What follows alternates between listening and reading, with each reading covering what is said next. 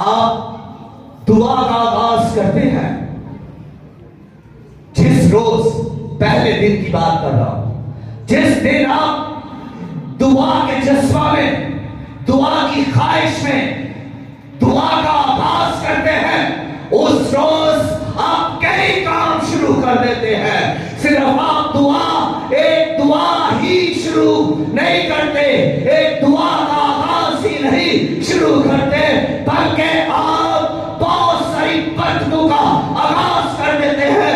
यूं कहे कि आप अपनी बरकत की बुनियाद रख देते हैं, आप अपनी सरफराजी की बुनियाद रख देते हैं, आप अपनी वो सारी रूहानी बरकतों की बुनियाद उसी दिन रख देते हैं जिस दिन आप पहले दिन दुआ के लिए झुक जाते हैं, इरादा कर लेते हैं कि मैं दुआ करने वाला बनूंगा, अब से मेरी दुआ मुसलसल होगी। उस दिन आप जंग का ऐलान करते हैं, उस दिन आप खुदा की जंग में शामिल हो जाते हैं, उस दिन आप बहुत बड़ा काम करते हैं। अब तल्ला खुदा के साथ जुड़ जाता है और खुदा की कुदरत आप में काम करना शुरू कर देती है। और जिस दिन आप दुआ का आगाज करते हैं, दो हस्तियां आपकी तरफ मुतवज्जो हो जाती है। पहली हस्ती खुदा की, जिस दिन आप दुआ के लिए कहते हैं, जिस दिन आप दुआ का आगाज करते हैं, खुदा आपकी तरफ मुंह होना शुरू होता है, खुदा की कुदरत, खुदा के अफवाजें आपकी मदद के लिए आना शुरू हो जाती है। और दूसरी तरफ जिस दिन आप दुआ का आगाज करते हैं, इस दुनिया का हाकिम जो आसमानी मुकामों में है,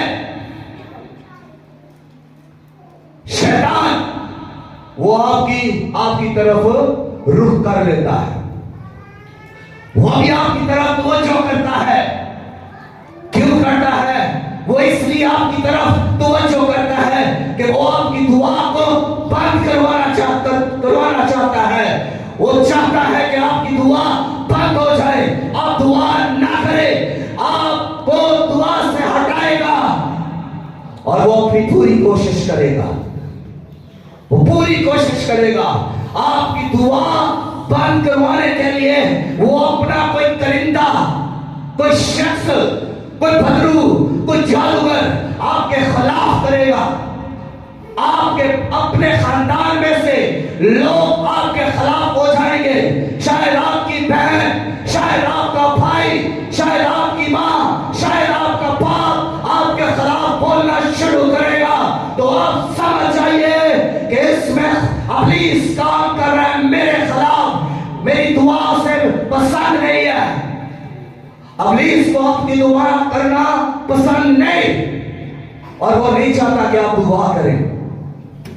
इसलिए जब कोई आपके खिलाफ बोल रहा है, ऐसे दुआई करना रहता है, कोई और काम भी कर ले, तो समझ आइए इसको दुआ से कोई मसला हो रहा है। इसके जो अंदर है उसे आग लग रही है, इसको प्रॉब्लम हो रही है।